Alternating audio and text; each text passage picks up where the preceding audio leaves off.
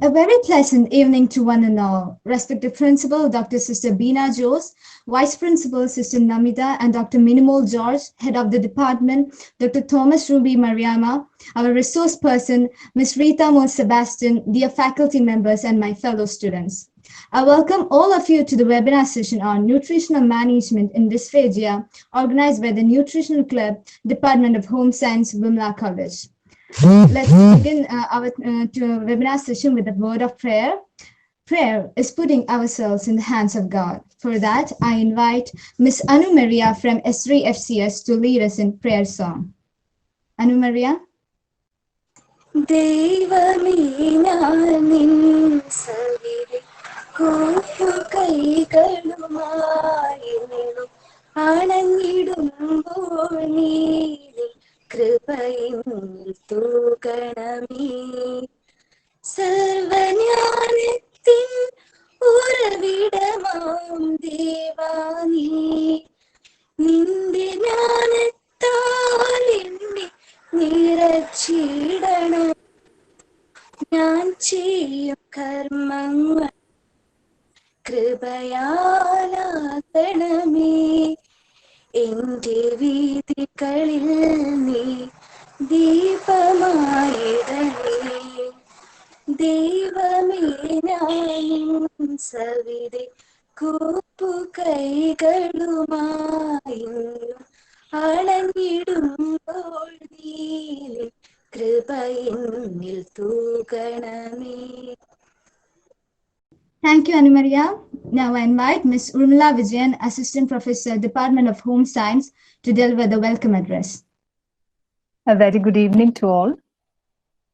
Respected Sister Principal, Dr. Sister Beena Jose, Vice Principal, Dr. Namita, Dr. Minimal Ma'am, Dr. Thomas Ruby Mariama, respected Head of the Department, dear faculty, our resource person, Ms. Reethamol Ma'am, dear participants, it's indeed an honor to welcome you all to the event. First and foremost, I cordially invite Dr. Sister Principal, Sister Beena Jose in her absentia. I welcome Sister to this event, and Sister has been a constant motivation and support for all our activities. Next, I would like to invite and welcome our Head of the Department, Dr. Thomas Ruby Mariama, who has been guiding and supporting us in all our endeavors. Welcome you, ma'am. I welcome all the faculty members. I take this opportunity to welcome our resource person for the day, Ms. Reethamol Sebastian, Registered Dietitian, Ontario, Canada. Ma'am has over 15 years of practice as a dietitian across many countries in Canada, across many countries like Canada, Middle East, and India, and has worked with the multidisciplinary team to develop a comprehensive nutritional care plan for the patients. Ma'am is an active member of Gerontology Network and holds a life membership with the Indian Dietetic Association. Also, Ma'am is a member of the Dietitians of Ontario, College of Dietitians of Ontario, and Dietitians of Canada. Ma'am is currently working as a registered dietitian in the Rivera Long-Term Care Home and Peterborough Regency Hospital. I'm happy to inform you that Ms. Reetha Ma'am has also worked as a faculty in our Department of Home Science and indeed has expressed her passion in teaching. I also welcome all the participants and wish all of you for a very interesting session ahead. Thank you. Thank you, Urmila. Thank you, Urmila ma'am. Next, we move on to the much awaited session by Ms. Reethamol Sebastian, Registered Dietitian, Ontario, Canada. So I welcome Reethamol ma'am to take the session. Over to you, ma'am. Thank you very much. Thank you very much, Grace, Urmila, and Muni Miss, Ruby Miss, everyone. Thank you very much. Okay. So we'll start the session by PowerPoint. See. Okay. So then let's start. If you have any questions. Ma'am, actually we are seeing a screen that shows a file of nutritional management. Yeah. That's a PowerPoint. We'll go slide by slide. End of the session, we can have a discussion if you have any questions. Okay, so thank you for the heartiest welcome and good words. Really thank you for that. So today's topic, we'll discuss about dysphagia. So I assume most of the participants are degree second year students. So basically, as I mentioned, I took this information basically from Crows, the book Crows, so that you can refer if you have any questions. Also, after the sessions, we can have a discussion, kind of something like that. Okay. So the goal of this presentation is to improve your knowledge in dysphagia management and to familiarize with the tools and techniques used to promote optimal nutritional support for especially for dysphagia people. And what are the points we're going to discuss is like understanding what is dysphagia, what causes dysphagia, and what's the signs and symptoms and complications associated with the dysphagia, and what are the guidelines to feed a patient has dysphagia, and also what how is that with the texture modification they needed, or the fluid thickening, what thickeners they use it, or what is the difficulty to swallow if it's a specific foods, and what are the techniques using for dysphagia management. Okay. So in short, dysphagia means difficulty swallowing. Okay. So when you see somebody has a difficulty swallowing because of many reasons, we will discuss that later. So that's called dysphagia, and that's like usually food or fluid or saliva supposed to go to our digestive tract. But in dysphagia or difficulty swallowing, there is a big possibility to go food to the wrong direction, which is airway or lungs, and that is increasing the risk of aspiration pneumonia. I'll get back to what is aspiration pneumonia. Before that, I like to show you a video talking about what is dysphagia. Okay, that might help you to understand more. Okay, give me a second. Dysphagia refers to a group of conditions. Can you guys see the video? Hello? Yes, ma'am. Yes.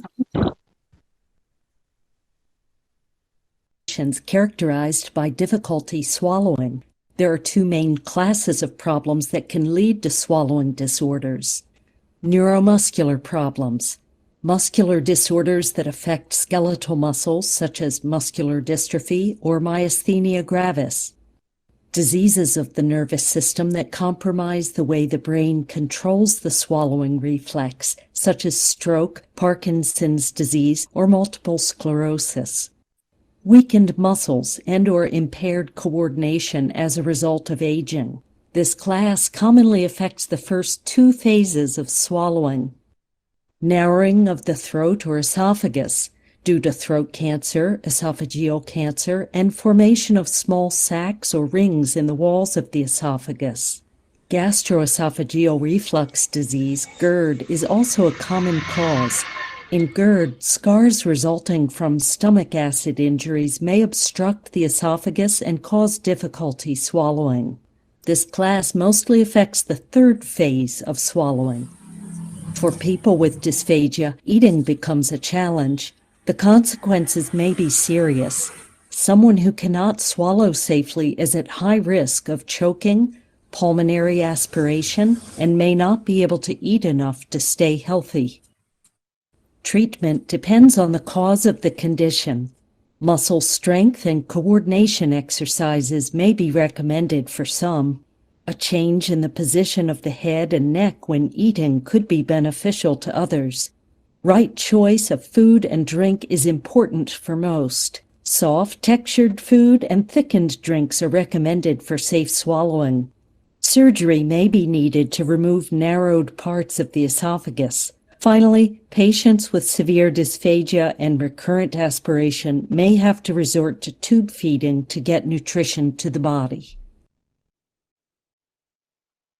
Okay, so I assume that you did watch that video. No. Sick. Okay, so we're back to the PowerPoint, right? Are you guys with me? Yes, Hello? ma'am. Okay. So this video is actually talking about what is dysphagia and how the food is, as I mentioned, the food, saliva or fluid go to the airway or lungs when it has a dysphagia. So dysphagia can be not just because of dementia or someone has a yes, GI tract cancer, or someone has a multiple sclerosis, or some any multiple cases people can experience dysphagia. Okay, so these are the major causes of dysphagia, like neurological damages such as stroke, traumatic brain spinal cord injury, neurological diseases such as Parkinson's, dementia, MS, muscular dystrophy, or pharyngeal tumors or cancer, or side effects of some drugs, or GERD, which is gastroesophageal reflux disease, esophageal disorders.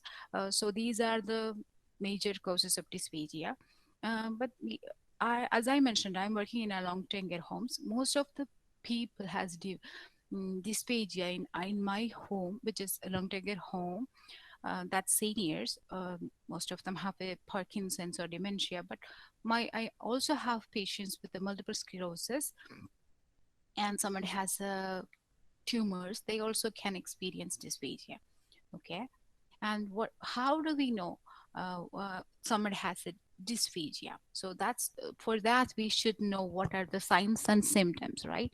So which is I try to summarize the signs and symptoms, which is coughing, choking, throat clearing, like while they eating they clearing the throat, like that sound, or maybe drooling, or like the food or fluid can drool from their mouth, which means they are unable to swallow.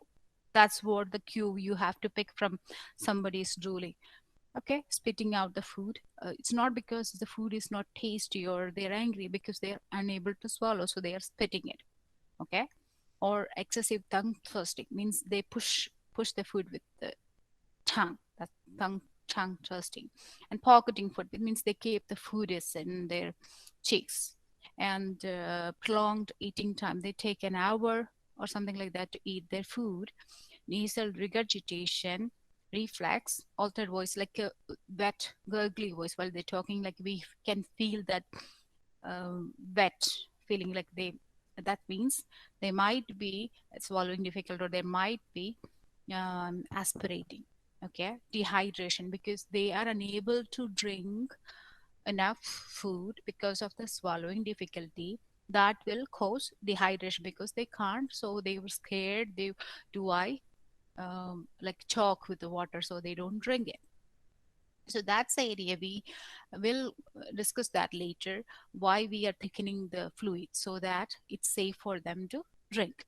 And malnutrition, of course, as same like a dehydration, somebody major causes can be they cause because they have dysphagia, they're not eating properly, so they can lead to malnutrition or maybe significant weight loss. How do we know significant weight loss? Those things, it's like, we do follow our standards, like a 5% of weight loss in a month, 7.5% of weight loss in 3 months, 10% or more in 6 months. Use that standard, so then we will be able to make out whether someone has a significant weight loss. And recurrent pneumonia, as I mentioned, aspiration pneumonia, like, why? Because they may be aspirating the food. So what are the complications? Like somebody has a dysphagia, so why? I mean, what are the complications to expected? As I mentioned, choking means food is going to the lungs. So then if they, like, somebody has to intervene, do something like um, thrust or something to correct that. That's called choking. It's different from coughing. Okay, choking is something somebody has to do some interventions to clear their throat. That's the definition for choking. Malnutrition and aspiration pneumonia. Aspiration pneumonia means food goes to the airway, but the person can still breathe. Person may cough or not. If they cough, okay, we know that they are or maybe they're coughing and they're choking, and we do that in intervention, so we know that somebody is coughing, but not all the cases people has a aspiration, they have to cough, but they still can breathe. So that means silent aspiration. They won't have the ability to cough. They don't, like when they have when someone has a limb compromised swallowing, they won't even able to cough. So if somebody, you can't make a decision that someone is not coughing, so you cannot make a decision, oh, they are not, they're tolerating, but no, they could be silently aspirating. Dehydration and developing delayed quality of life, or eventually death. So what are the guidelines for feeding dysphagia patients? Like somebody, we know that someone has a dysphagia and we know what is the cause, why they have. So what, how do we treat them? So there is, like, we can divide like severe dysphagia, mild to moderate, okay? So in severe dysphagia, as the video is mentioning, that some people might need to feeding because that's for them it's unsafe to eat anything orally. Okay, that means no oral intake, NPO. In that case, those people need to feed. That can be NG feed, G tube, GJ tube. Depends upon what they the doctor decide and the family decide. Okay, in severe dysphagia, it is unsafe to eat anything. But if it's a mild to moderate, by using diet texture modification or fluid thickening, we can manage them. So today we are discussing about managing mild to moderate dysphagia. Okay, so um, how, well, like modifying the texture or thickening the fluids, we can enhance their nutritional intake by adding like thickeners. Okay, so we can discuss that in the coming slides. And yeah, go to the next slides. Okay, Thank you. texture modified diet. Okay, the normal diet can't tolerate. We have to try with the different texture. Okay, so you, in this picture you can see the chicken. That's a chicken breast, right? I see.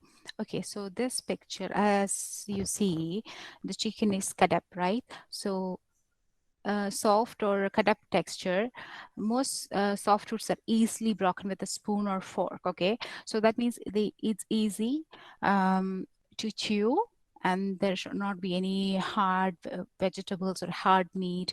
The meat has to be well cooked, tender and diced. Okay, so means cut up food means that's it has to be not longer than 1.5 centimeters. So that's the standard. Okay, and the bones, like the, if it's a fish, the bone has to be removed. The chicken, the bone has to be removed, so that easy for them to chew. You have to think that they have compromised swallowing, right? So that's why we are dicing, means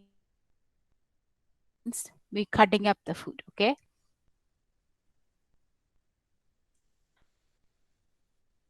so as I mentioned, the foods can be cut up. The food should be well cooked and it easy to eat. That is soft and diced. So next is minced texture. So can you see the picture? Yes, ma'am. There is some vegetables and meat. Like, see, it's look like a, yeah, little bit minced. So foods are minced or mechanically softened.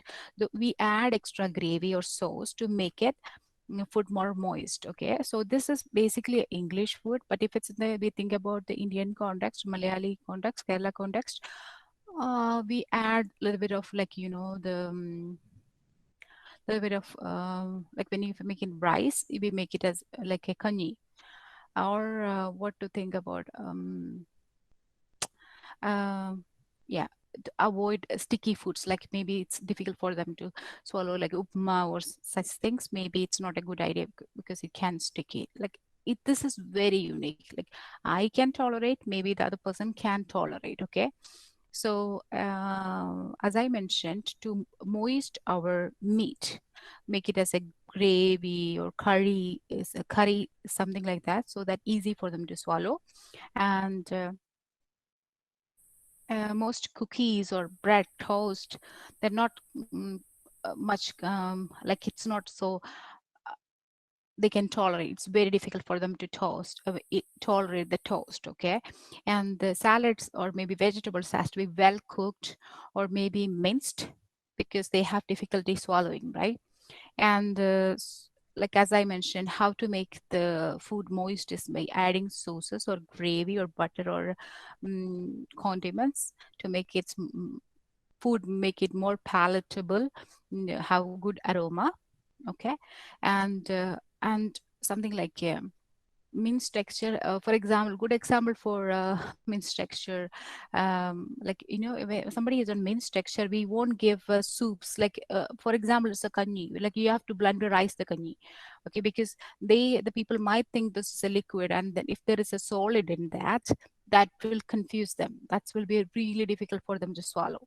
So that's why you have to blender that, or maybe just give the clear water of rice. Okay, and the last texture is puree texture.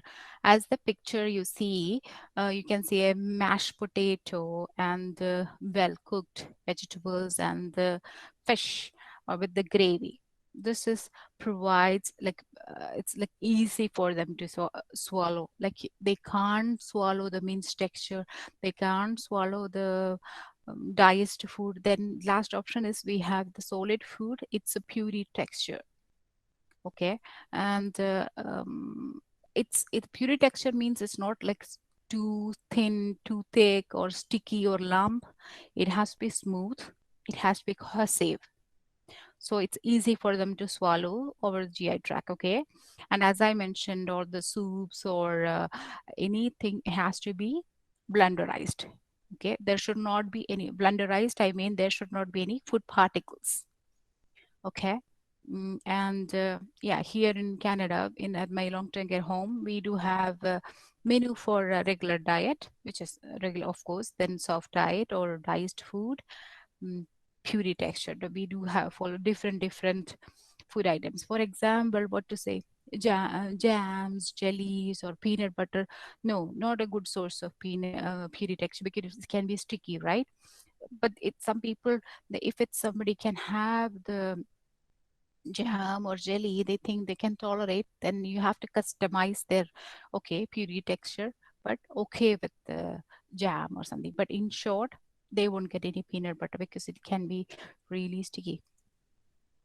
And mixed consistencies, as I mentioned, like the soup, chicken noodle soup, or some foods that increase the risk of choking because when there is mixed consistency, like for example, if it's a fruit yogurt with the chopped fruits, that's so difficult. They should have if it's there someone has a dysphagia, it's always they should have a plain yogurt.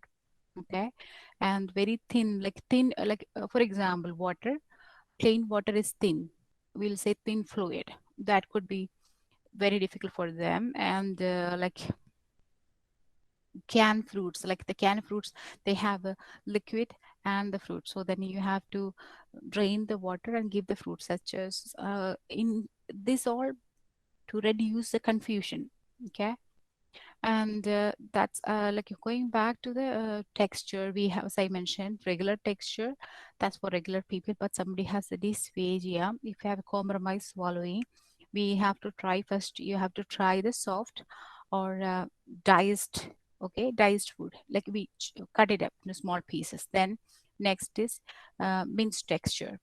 Then we go for the puree texture. Okay, so those are the options for texture modification. Next is fluid. Okay, so food, the solid food and the fluid is two different sections. So as I mentioned, the regular water, the pipe water, the regular water is thin fluid. Or maybe milk, which is thin fluid.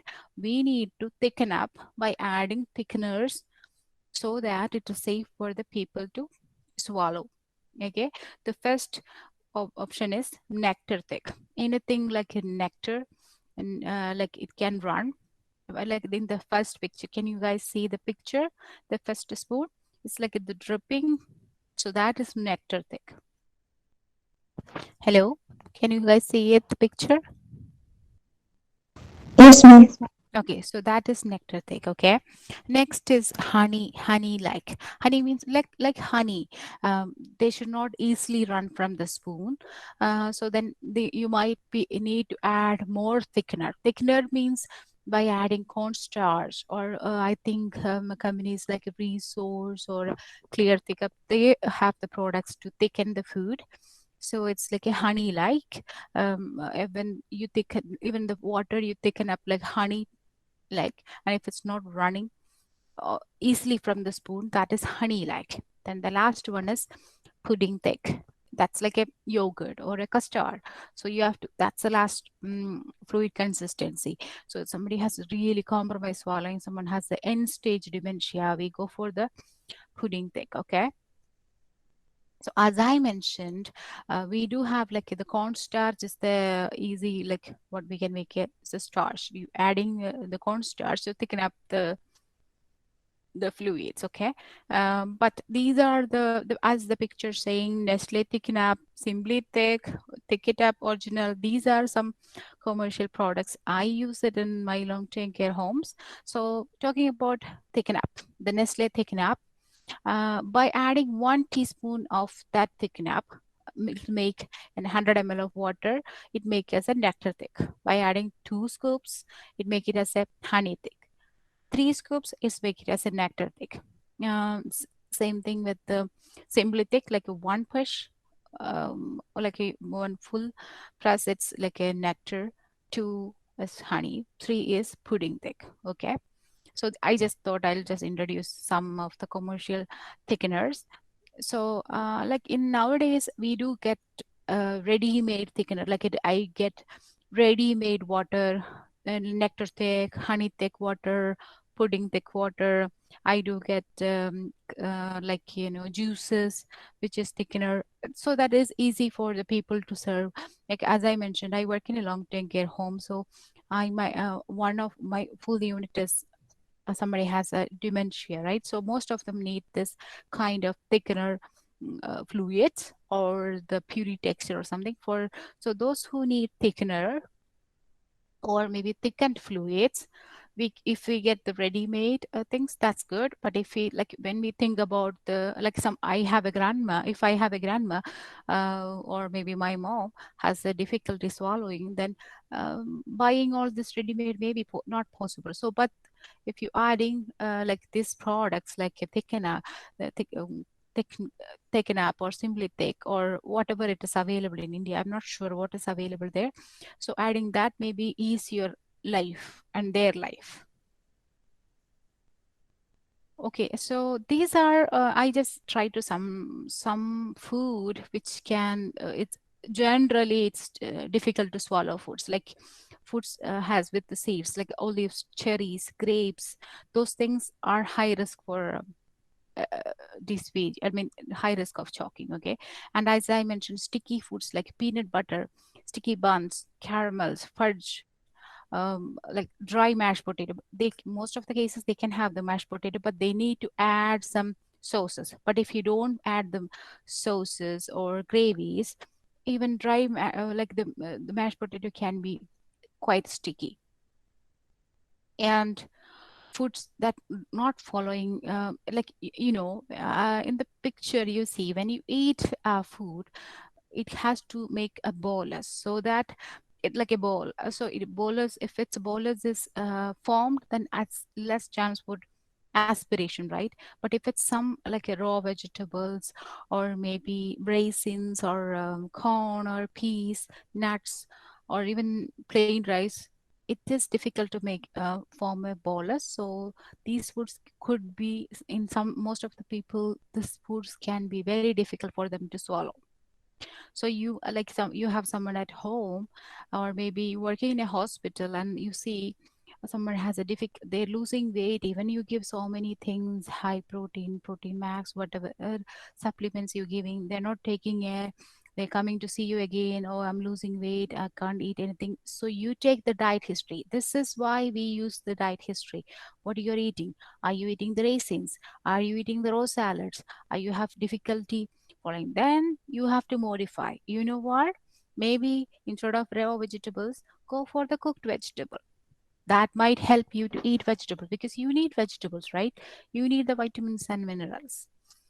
So when I talk about this, you think about the application. Like, I know you are degree students, so all this you are listening here, keep it in mind. These could be useful in your future practice when you are working as a dietitian, okay? And as I mentioned, mixed consistencies, food containing two or more consistencies, as a yogurt with the fruit, or maybe cold cereals, like, for example, the what we say, cornflakes. Yeah, cornflakes with milk. So that's a two consistency. You understand? Like, there is a solid, and there is also milk, right? So that's two consistency. That is too much to handle for people with the dysphagia. So instead, you give like oatmeal or or cream of wheat, something like that. Or in Kerala context, you give the rice just like that, if they can tolerate. If they don't, blenderize the rice. Or maybe, yeah, yogurt, just give the plain yogurt, something like that. Okay. And foods with next category is foods with the stringy fibers. Like, I'm not sure how many people will eat all those, but still, celery, spinach, asparagus, salted cheese, those things, it's not so good to swallow for most of the people. Okay, so while you have someone has a dysphagia, we have to work hand on hand with the SLP. SLP, I mean speech language pathologist. I believe nowadays we do have SLPs in India. So these people are specialized in, if somebody has a what kind of dysphagia, or I mean difficulty swallowing, and what could be the best options. Like, they are specialized, like how we know how much calorie, protein, and in what condition how much calorie they need, what food is good for them, what food is good for diabetes. So the SLP, the speech language pathologist, are specialized in figuring out what kind of dysphagia they have. They have difficulty swallowing the food, or do they have difficulty swallowing the fluid? So they can suggest that, Rita, go for minced texture for this patient, or maybe he's okay with the texture. Why don't you try the nectar like fluid? Or maybe you try the honey thick, because they are specialized people figuring out, are they silently aspirating. So they can do such test, like a modified barium swallow. That's a procedure, like you figuring out, like they screen checking whether they are swallowing it. So they can see it in the video, they swallowing properly, or the food is going to the wrong direction, which is the lungs. So then they can suggest what to do. So the SLP might help you to choose the correct texture or fluid consistency, as well as the positioning. Positioning is very important. Like, someone is on, suppose somebody is bedridden. So how you're going to position them, because they're paralyzed, or they are unable to sit properly, but still you can put a pillow, or maybe raise a little bit, adjust the head, like the bed, and we'll say head on bed position. Or if somebody is able to sit, then sit upright, like as the picture shows, the man is sitting upright, so that less chances, like if you're sitting, like putting their head to one side, or scooching or something, that's not the correct position. So provide support for individual can focus on the food, okay, and focus on the swallowing, and limit the distraction. Like, you talk and eat, then it's more chance for swallowing difficulty, more chance for aspiration.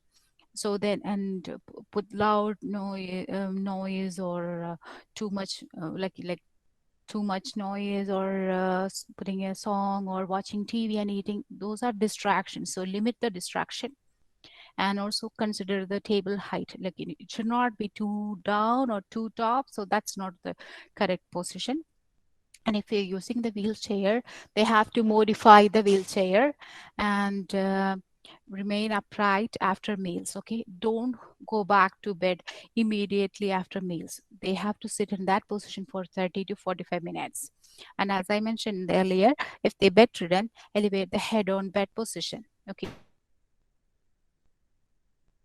these suggestions an SLP can be done. But what if we don't have a SLP? Like one in hospital, I have my SLP every day. I can work hands on hands. Like, okay, Brady, what to do with that? Or maybe Holly, what to do with that? So like, it's like, but in we working in a long-term care settings, you don't have an SLP at your like you have to make a referral. They will come after maybe 2 or 3 weeks. So how you're going to manage? So you should know what are the basic positioning. So this picture is you can see the table height is adjusted. They're sitting. He's sitting properly. Okay, and he's focusing on his meals. You know, and other things is pacing meal strategies, something like okay, Mr. Smith, you eat this, you eat your chicken, or you drink your water. Like the staff or as we or the family has to inform them, like cue them, okay, eat this, eat your rice, or eat your chapati, or whatever it is offered. And don't give too much food in the food, so they get confused what to eat, and that's very difficult. So give small quantity food at frequent time, like every 3 hourly or 2 hourly, give something. And other thing is important thing is, as important as positioning is adaptive devices such as nosy cup, sippy cups, lipped plates. So somebody has difficulty like bending, or maybe difficulty swallowing, maybe it's not safe. Like when you use the straw, for example, you're drinking a glass of water with the straw, what is happening? The water is going so fast, right? It's too fast.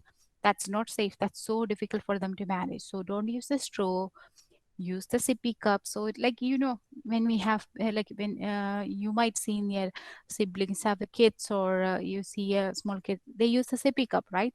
Same thing. So all this things, nosy cup, sippy cup, lipped plate, generally we call adaptive devices. So use the corrective adaptive devices what the patient is best to have.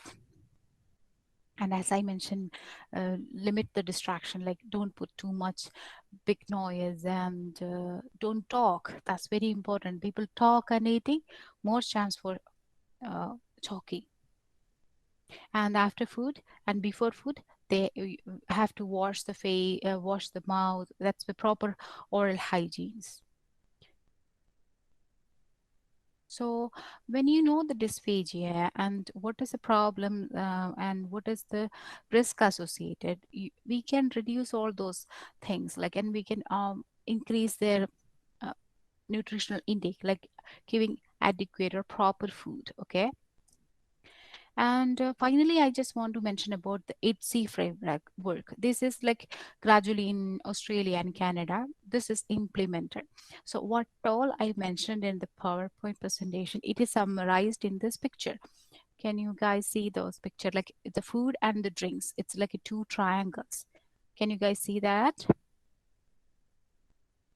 Yes, ma'am. Yes, ma'am. Okay. Okay, so the transition is basically talking about the transition. Okay, the first seven, when you look at the seven one, that's a regular diet, which is regular texture. Okay, we're talking about the texture. And the once somebody has, you see someone has a difficulty tolerating regular texture, the first option you have to try is soft or bite-sized. Okay, you remember that chicken is diced up, that's the one I'm talking about. Next one, you see still not eating, still they're spitting the food, still rolling it. Okay, again, next option to downgrade is minced texture. Okay, like you mince it, or just the food processor just give a food, yeah, quick.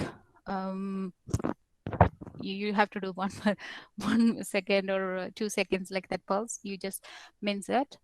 That's the next option. And the last option is puree texture. Okay, so the puree texture, it is actually almost equal to the extremely thick, or we'll say the pudding thick. Okay, And the last option is liquidize. You liquidize the food. That is actually we are not started using in my long-term care home, so that's why I haven't mentioned that. But there is a last option is liquidize, which is almost like moderate thick, which is honey thick. Okay. And going back, so the next triangle is talking about the fluids. uh, by saying drinks, that means fluid. Okay, so we'll go from down, from one we'll go up. So the first fluid is thin, which is water, or just the regular milk. Those things are regular or thin fluids. Okay, then you see someone has a coughing with the, like when they drink, like if you notice, like you have someone has a cancer or multiple sclerosis, or someone has a Parkinson's disease or dementia, or even just a regular person but maybe a little bit old, they may be coughing with the tea or coffee or water, means they may be silently aspirating, or maybe they're coughing. So then you try add a little bit ഇതിന്റെ of പ്രശ്നം എന്താ വെച്ചെങ്കില് ah ഒരു minute. hello. Did you say something? Okay, that's okay. So slightly thick. Okay, then you say still see if they're not tolerating, then you go next to mildly thick, which is the neck nectar thick. Then moderately thick, it's also known as honey like, and extremely thick. This is going to be like whether you are working on India or Canada or America or Australia future, this will be, it's called ITSE framework. Okay, this is something Australia it's already implemented. Canada is a little bit implementing this framework. So the best thing is like what I say, if I say for example, we have a webinar and we all started working and say puree texture, you will also understand what I mean puree texture. If I say mildly thick, you know that what I'm talking about. So it's like a it's like everybody we standardizing the wordings. That's the use of this. Okay, this is the future project I just thought of introducing to you guys. Yeah, that's it. And if you have any questions, let's have the questions. Thank you, ma'am. It was a very informative session. Now it's the time for the participants to come up with your questions and doubts. You can type in your questions in the chat box. Ma'am, there's a question in the chat box. Mm-hmm. Thyroid problems have become so common nowadays, no matter what the age group is.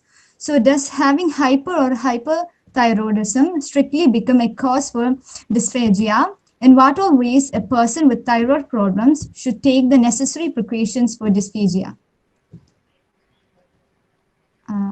Should I repeat it once more? No. So the question is talking about someone has a hypo or hyperthyroidism, and do they have any connection with the dysphagia? Is that the question, no, Grace? Yeah, ma'am. I wonder, like I honestly I never heard about anything thyroid has any connection with the dysphagia.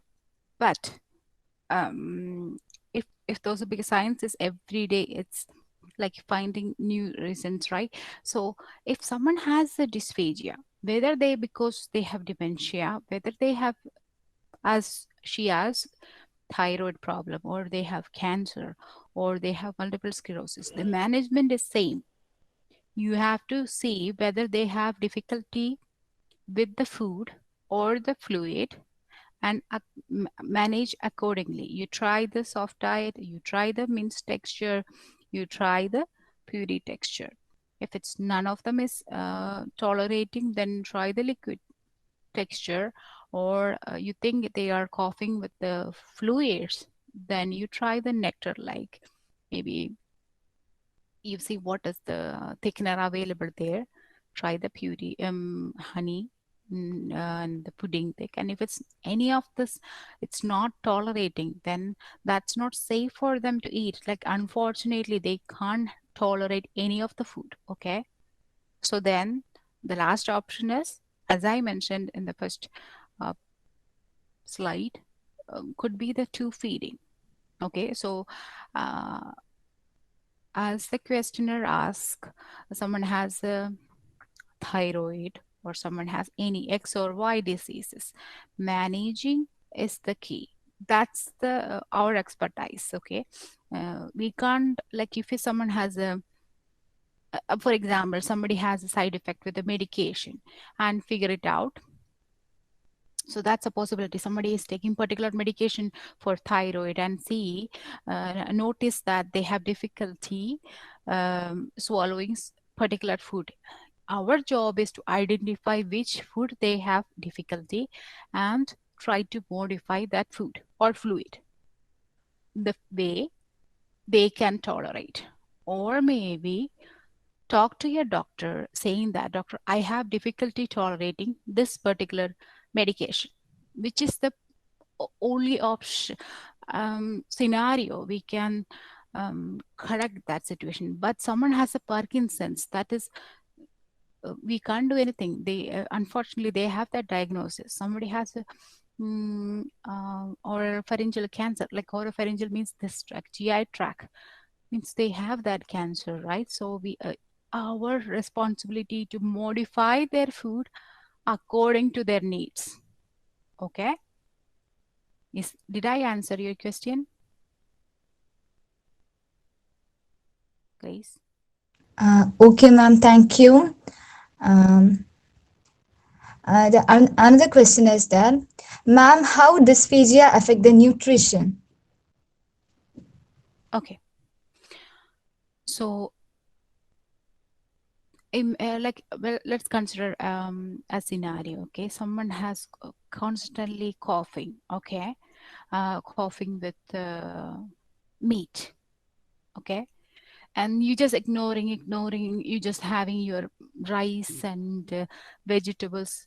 Okay, so what will be the upcoming, or what will be the result for avoiding the meat? The protein, right? The protein, they will be lack of they'll have muscle wasting because they're avoiding the meat, thinking that, or maybe they're scared about it can cause it can that they won't even, without even realizing, they're just avoiding. No, no, no, I don't want this meat. Like, you know what, when you have a grandparent at home, they usually stuck with the tea and toast, like with, I want the tea and the rusk, tea and toast syndrome, right? Because they don't want anything. They skip the rusk in the tea and they take it because it's soft. So that's like when I talk about mashed potatoes or meat, like that's different. Like try to think in our context, how is our grandparents or maybe someone has a difficulty swallowing, what they eat. So what is happening, they just eat the tea and the rusk. What it is in the tea and toast, just some starches. They are not eating the vegetables, so they will be vitamins and minerals deficiencies. They will be have protein deficiencies. Or if even someone has a starch, they don't even any rice or maybe chapati or something, they all just having water, or maybe something kani a little bit, because they don't they cannot express, or maybe we are missing that cue that they are not eating properly. Then how do we know that we learning that what is the why we are doing the ABCD, which is anthropometric, biochemical, clinical assessment. When you do the nutritional assessment, we check all this, right? Are they losing any weight? Do they blood works is out of the moon, like all over the place, like if it's a high or maybe low iron or low vitamin B12 or high cholesterol, or do they have any nails, spoon shaped nails, or they looking very tired? All those things are some indications to show that this person might have some malnutrition. or maybe nutritional deficiency. So someone has dysphagia for prolonged time, 100% is they will have nutritional deficiency because they are missing that product because they have difficulty swallowing, right? So there will be nutritional deficiency. So what way? We need to track their weight. We need to check their blood work. We need to do the clinical assessment. Like when I'm not sure whether you guys started doing nutritional assessment, but we'll say ABCDs: anthropometric measurements, biochemical, clinical assessment, dietary recall, and that list goes on. Like you can make it. We can discuss, like when you go to the cross book, like if they talk about nutritional care plans, right? When you do the nutritional care plan, first element is doing the assessment. By a dietitian do an assessment, they will be able to figure it out. Do they have any nutritional deficiencies? So dysphagia will cause nutritional deficiencies. Thank you, ma'am. There's another question. Ma'am, can you please explain about screening tools or criteria do we use to assess dysphagia in critical care patients? Sure. So it is I use a dysphagia screening tool, but unfortunately I can share that information because of the confidentiality. But if you go to the crossbook or just go Google it, there is a dysphagia screening tool. Or even you can make it a screening tool by checking my PowerPoint. I can share my PowerPoint. I already did to Miss Muni. I can share it again. So you see the signs and symptoms. You see by noticing the signs and symptoms, you can create your own screening tool. Are they drooling any food? Are they coughing? Did they have any weight loss? Do they have any dehydration? Like how do we know someone has a dehydration? Dry skin, maybe no urine output, and they look very devastated, and somebody has a malnourished. How do you know that like this area that's so thin, like all those, or do they have any weight loss? Oh, I used to be 70 kilos and now I don't know, for some reason I'm 60 kilo. That is clear. Okay, then you see, okay, since when you last started losing weight? Oh, since January.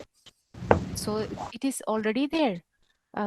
Significant weight loss, as I mentioned, like 5% weight loss in 1 month, 7.5% in 3 months, 10% in 6 months. That is the indication to a dietitian can figure it out. Someone has a significant weight loss. So in my PowerPoint, I did mention about signs and symptoms, so we can formulate our own screening tool. Or if you Google it, dysphagia screening tool, you get tons of screening tools. Unfortunately, I cannot share my screening tool, as I mentioned, because of this confidentiality things. Okay, thank you, ma'am. And the question, is there any specific reason that dysphagia patients should avoid caffeine included food items?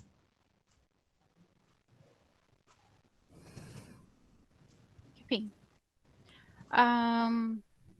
Caffeine is basically stimulating, but it's also a little bit dehydrating, right? So that could be the only reason. But for me, no. If you can thicken up the coffee, if someone has a dysphagia, if you thicken up the coffee, that wouldn't be a problem. That's my thought. Yeah. Caffeine, I don't think caffeine can interfere in with the swallowing ability because it's a stimulating drink. But like if you notice, if it's a coffee is the one you're thinking about, is that's the thing. Someone has a regular coffee, like the regular coffee, and they cough again, and you think, oh, coffee, they're not tolerating. So maybe the best thing is to add some thickener and thicken up their coffee, and they should be good to use it. Because in my practice, I'm not restricting caffeine. Or maybe you can use, if it's you think that is the bothering thing, you can use decaffeinated coffee. But for seniors, people with the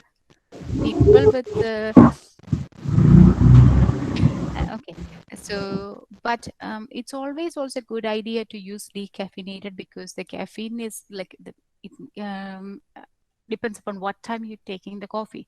If you're taking the coffee in afternoon and all, you feel like stimulated. You won't like when in old age or someone has sick, that they already have less sleep, right? So if you're taking coffee in that time, you might be spoiling their sleep. That also a possibility. Yeah. Otherwise, I haven't read or not any cases caffeine is affecting someone has a dysphagia. Did I answer your question? Yes, ma'am. Thank you. If it's not, if it's just question is still, if Yeah, you there still are have a many doubt, I can questions. explain it. I can get back to this question because it is interesting.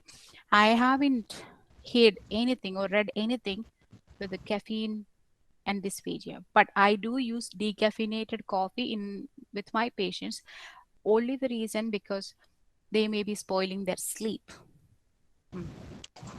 Okay, ma'am. Or maybe other thing is option, do they take any medications, does have interaction with they already taking, because it won't come to the healthy people, right? Someone has a compromised swallowing, they may be taking some other medications. So is there any interaction, caffeine is interacting, for example, or maybe some other medication like a grapefruit or some other, any drug interaction, drug and food interaction is there, then you might need to avoid it. It's very open-ended, but I can get back to this question. Okay, ma'am. Thank you. And the question: can dysphagia be caused by anxiety? Sure, because it's a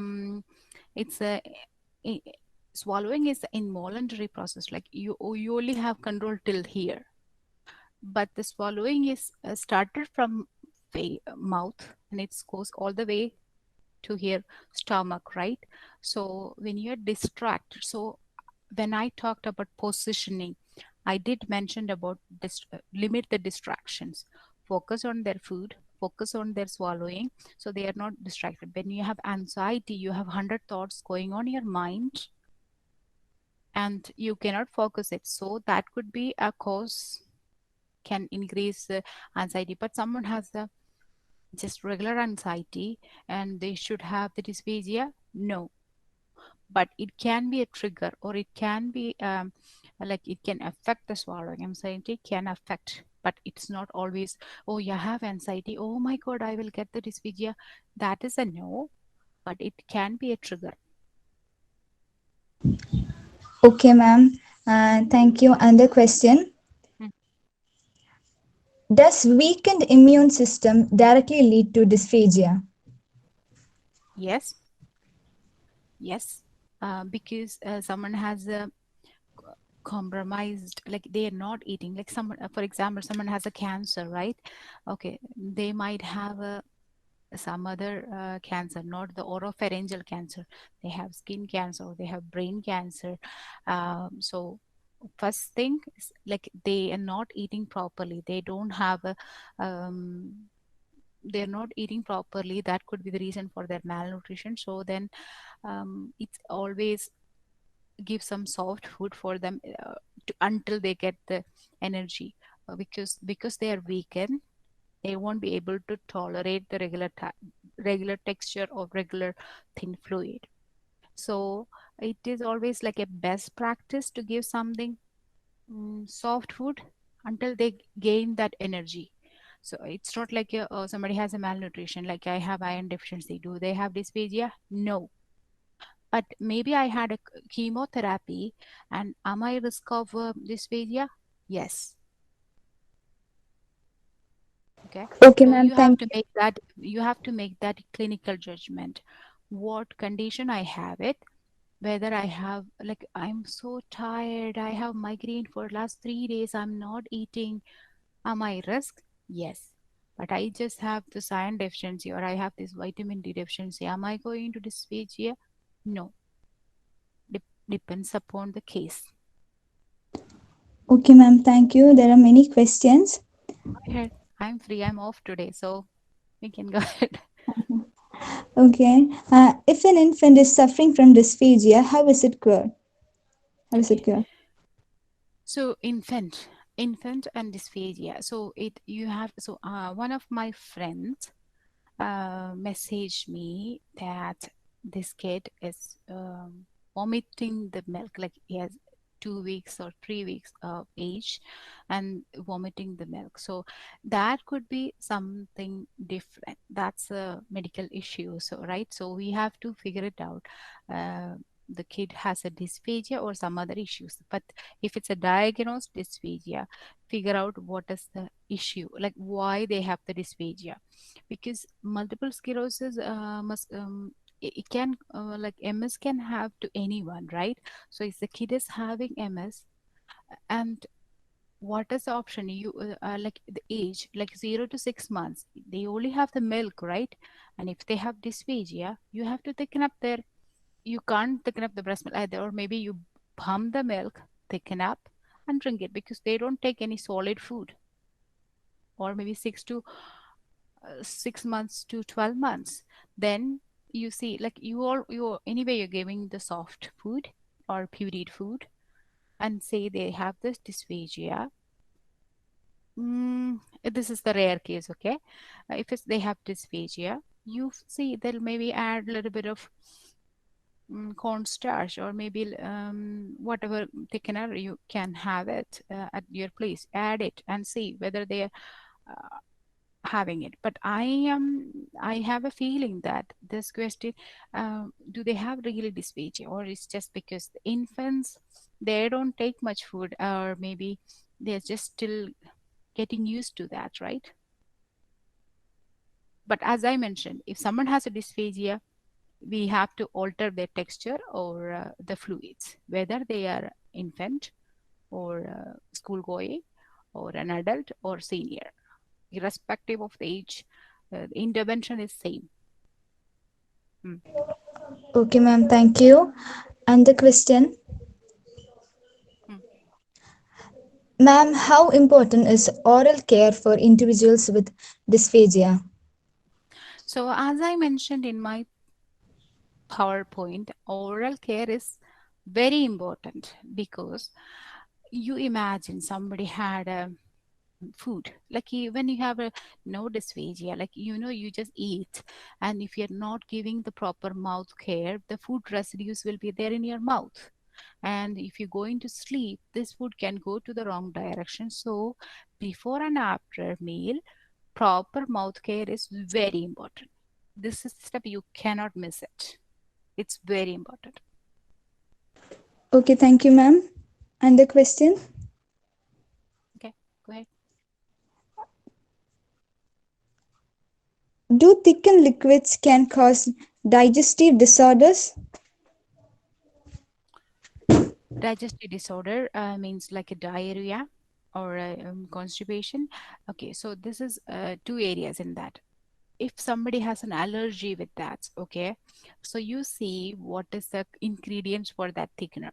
If someone has a corn allergy, and most of these thickener are corn based, so then don't use that. Okay, that is one.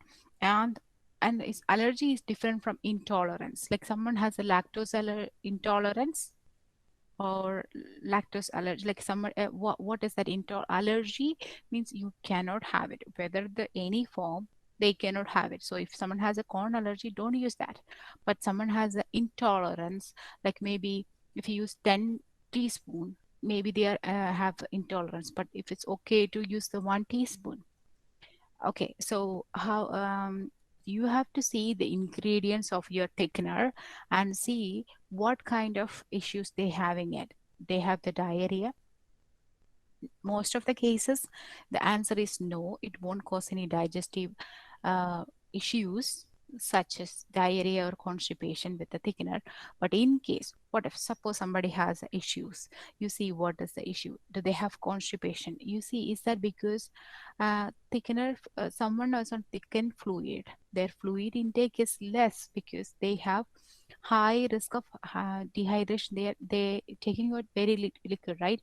You try, even though we have this nectar thick or honey take, because it's a sudden change in their fluid. Like imagine your coffee as the consistency of honey, so they won't take much. Maybe if it's a regular coffee, I might take a glass, but if it's a honey thick coffee, I might take half a glass only. So, or maybe even the water. Okay, if it's honey thick, I might take half only because I don't like it. I don't want it, or maybe personal preference. So the amount that person is taking it's small.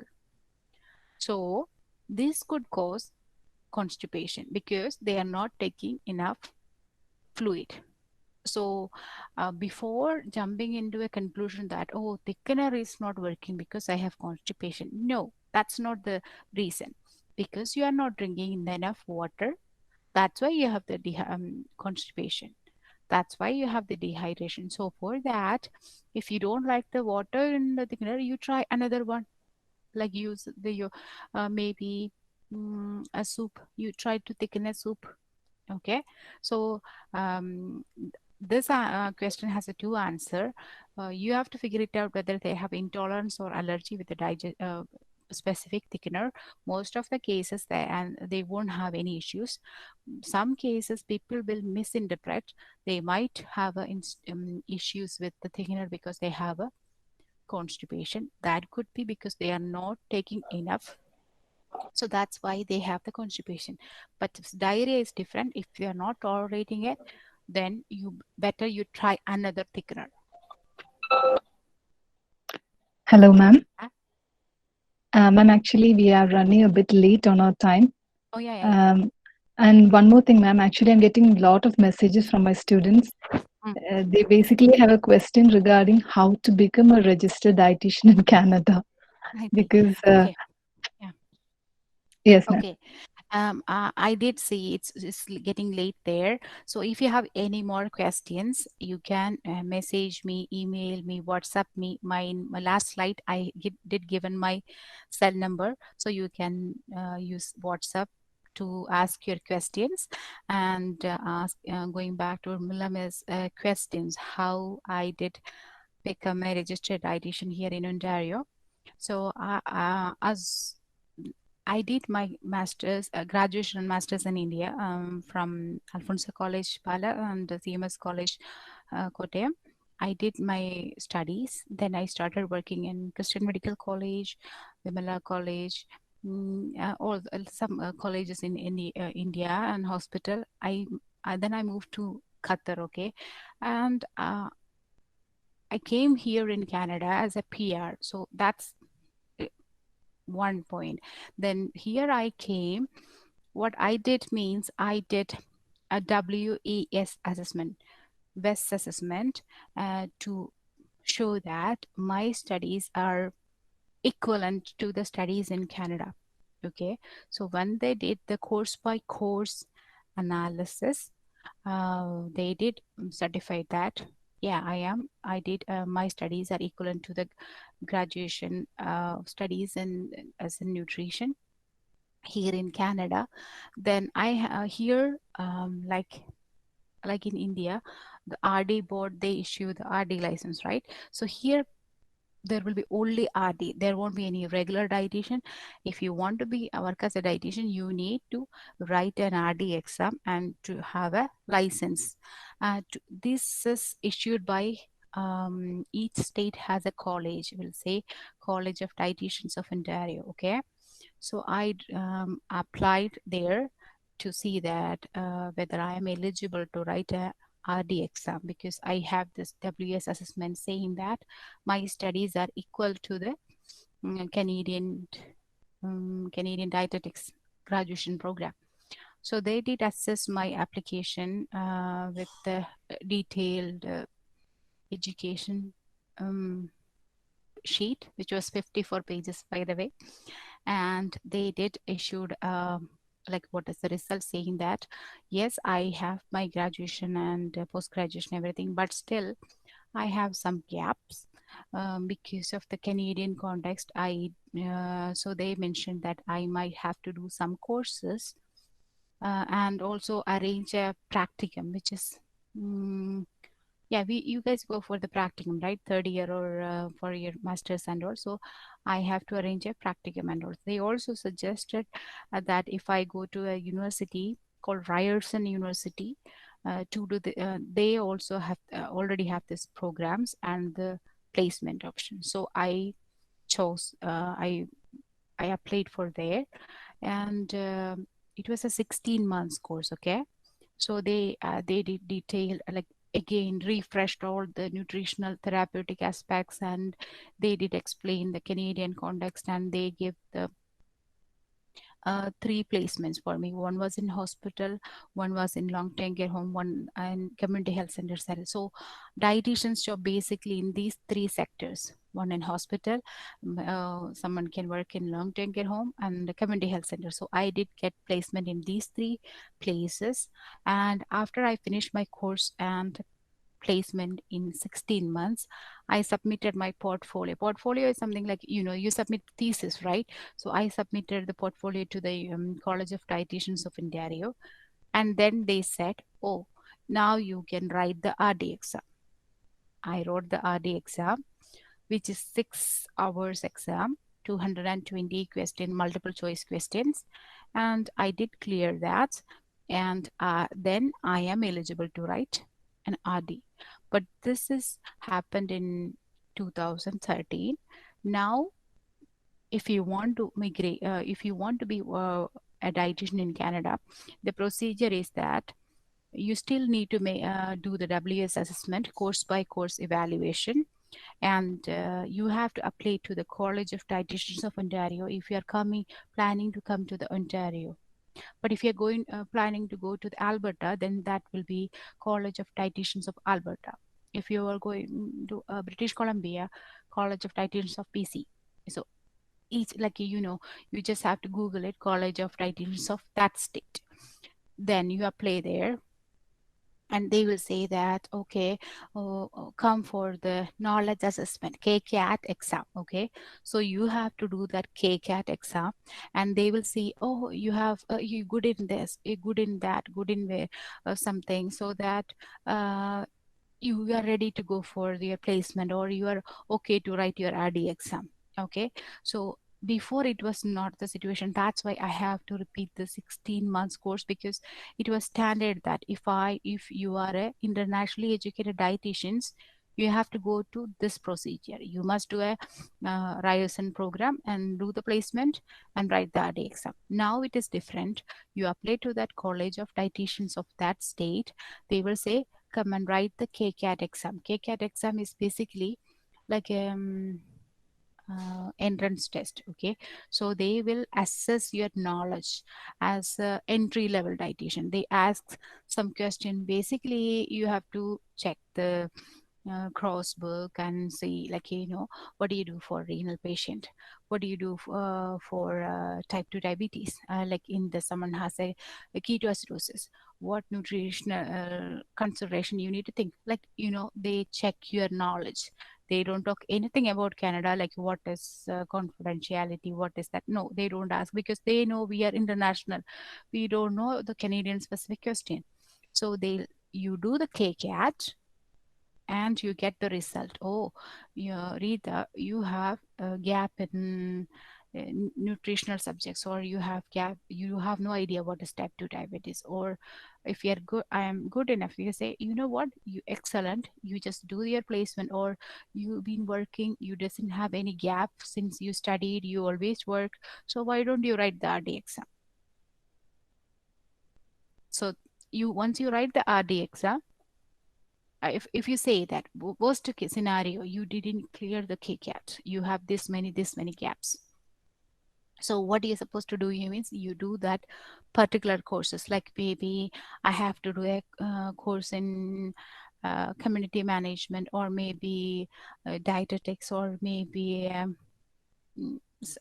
area which I need improvement.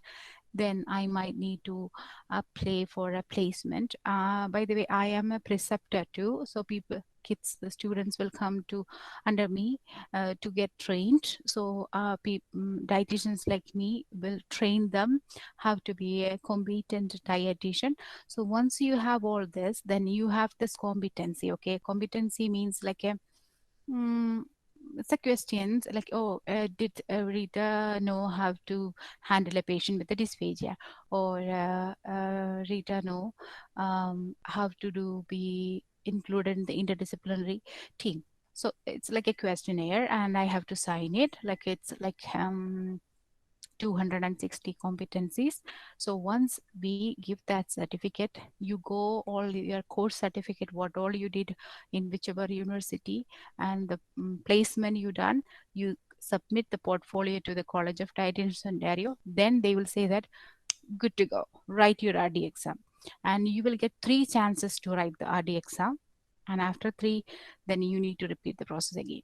So unfortunately, it's like you just need some consistency, determination, and to get I want to be a dietitian. Most of like I know only one more Malayali, but the problem is most of them won't have that much endurance or maybe consistency. They will give up, and sometimes they won't give, but it is doable. It is doable. A normal person with the normal EQ or IQ like me, I'm not that genius, when you check my friends there, I'm just a regular student. It is doable. 100% it is doable. This question may be a little bit long. The answer may be a little bit long, or maybe you wouldn't understand. I am okay. I'm happy to explain it again. You just message me, okay? That's Thank it. you so much, ma'am. Thank you so much for such a detailed answer. Sorry, I couldn't shorten it. It's a detail. Sorry. Thank you, ma'am. Grace, carry on. Thank you, ma'am, for answering our questions. Hope all of your doubts are clear.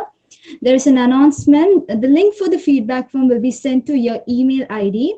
I request all the participants to fill in the form. And those who didn't register, please give your mail address in the chat box. Thank you. Next, I invite Ms. Vismaya Vinod from S3 FCS to deliver the vote of thanks. Thank you. Good evening, everyone. I'm Vismaya Vinod from BSc FCS S3, representing Department of Home Science. And I'm really honored and lucky to have this opportunity to give a vote of thanks in this special day. First of all, I would like to thank our honorable resource person, Mrs. Reethamol Sebastian, who spent her time in sharing her knowledge with us. And ma'am, the class was really awesome. And thanks for clearing our doubts too. Next, I would like to extend my special thanks to principal and vice principals to give us such an opportunity. I am extremely grateful to our HOD Ruby ma'am, teacher coordinators Moni ma'am and Vimala ma'am, and other faculties.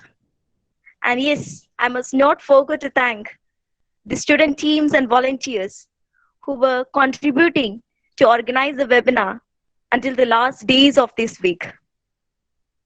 And last but not the least, I thank all the participants for making this webinar a great success.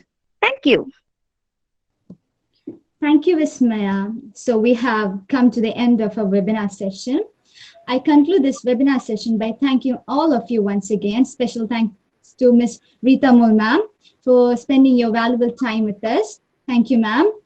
Please don't forget to submit your feedback form. And thank you all for joining. Thank you, ma'am. Thank you. Thank you. Thank you. Rita, Yes, Miss. special word of thanks to Ms. Rita for accepting our invitation and your interest in sharing your experiences with our students. Thank you, Rita. Thank you very much.